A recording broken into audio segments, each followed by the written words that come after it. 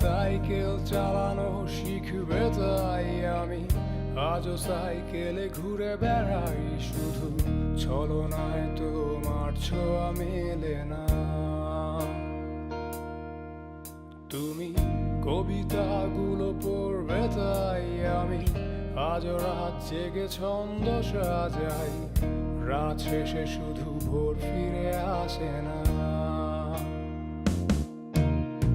আমি তোমাকে বুঝিয়ে দেবই তাই ব্যাগে আজও রাখি ফিজিক্স বই, শুধু তুমি নেই তাই বইটা খুলি না।